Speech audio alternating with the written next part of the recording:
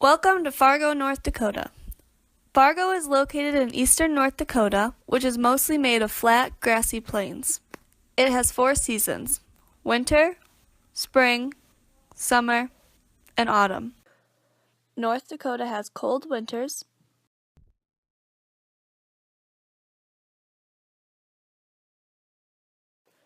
and mild summers.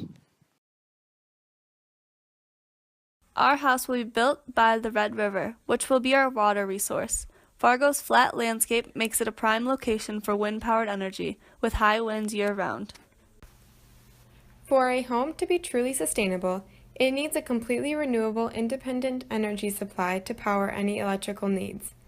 A sustainable home should be able to cover all energy consumption with alternative energy that is eco-friendly, and it can store any extra energy that can be used if the alternative energy doesn't produce enough in a given day.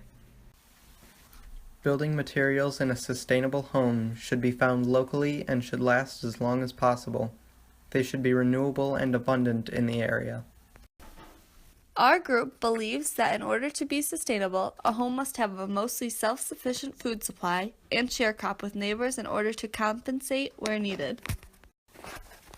Our house is made out of wood because it is the most convenient option for our location. It has an open floor plan which will help reduce the cost of energy because we don't have to use as much heating and lighting. Our house is 2,500 square feet. This includes 4 bedrooms, a kitchen, a living room, and a bathroom. We have 10 windows for light supply during the day. We also use 10 CFL light bulbs that are only to be used during the night. We made our garden 2 acres. It was made this big because we will be sharecropping with our neighbors. We organized different vegetable combinations to balance the cost of growing. These combinations include soybeans and potatoes, corn and broccoli, tomatoes and cucumbers, and green beans. Every year, we would rotate who would grow what to help keep the soil fertile. After the food would be canned or frozen, this would give us a food supply through the winter. To ensure this will last us through the winter, we made the decision to grow some food in a greenhouse. We would grow the same crops we were growing the previous year and would rotate like a normal garden. We designed and placed all of our things near to us so that they are easily accessible. Our pasture is 1 acre. This will ensure our animals have enough room to graze. We have 1 dairy cow and 14 laying chickens. During the winters, we will use a wood-burning stove to heat our house. The wood that we will burn will be found in the forest behind our house. During the summers, we will have 2 ceiling fans to circulate the air. We will also swim in the river to cool down. When living off the grid, we will need to find different forms of alternative energy to power our house. In our house, energy consumers include CFL light bulbs, our refrigerator and freezer, a pressure pump to bring in water from the river, a washing machine, and a water heater. For lighting, we have 10 CFL light bulbs, which are more efficient than standard bulbs. The light bulbs will be in use for a maximum of 7 hours per day.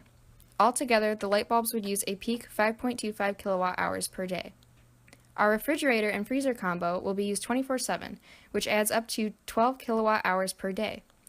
Our pressure pump would be used at the most 3 hours of the day, which adds up to 1.8 kilowatt hours per day.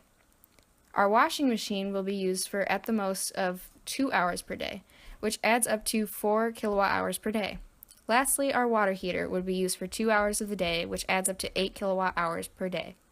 Overall, we would use a total of 42.95 kilowatt hours per day. As a way to compensate for the energy we use, we would have to produce our own energy.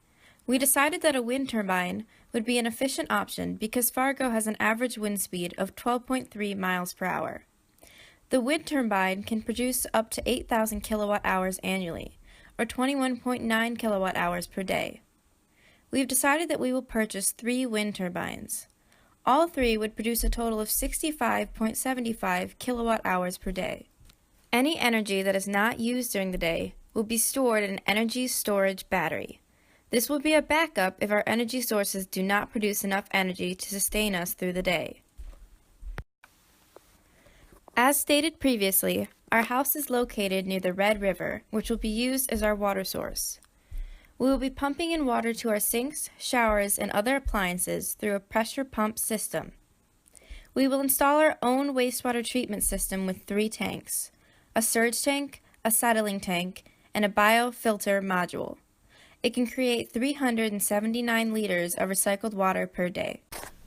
The closed-loop shower that we will use will take water and clean it to use in the shower. The shower will continually clean out the used water and use it again to conserve water.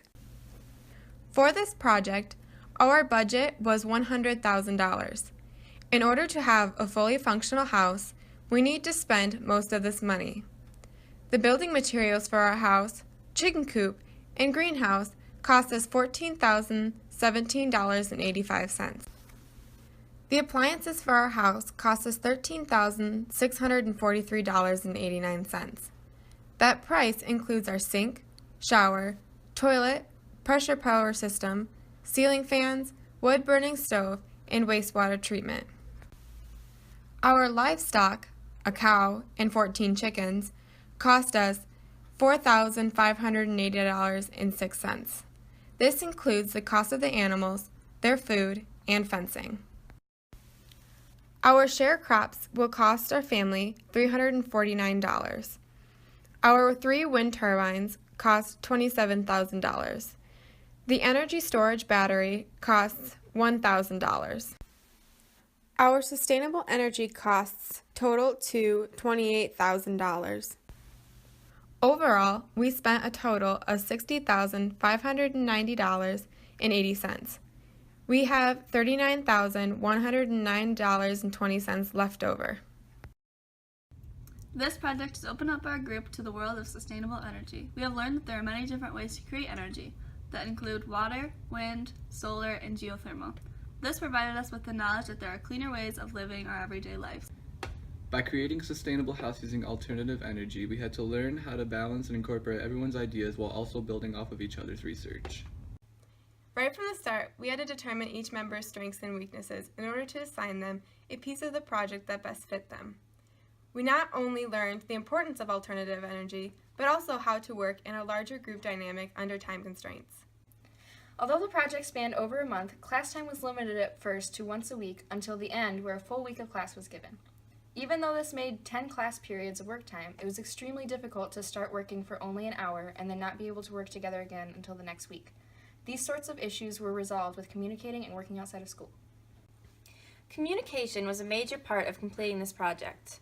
Since we had some people researching things like sustainable energy and what things cost, others writing the script and filming, we had to learn how to work together and pass important information to other people in our group. We solved this issue by creating a group chat on an app called GroupMe to help our group communicate when we were working on the project at home. This was used for asking questions, clarifying certain sections of the document, and it allowed group members to bounce new ideas off of each other. Our favorite part of this project was learning about the location and which sustainable energies worked best for Fargo, North Dakota. Even though we were unable to choose our own groups, we were very fortunate to have reliable and hard-working members, which is what made working together throughout the experience so much easier and enjoyable. If we were able to do this project again, we would be more disciplined with our time constraints, while also meeting up outside of class more often to work on the project.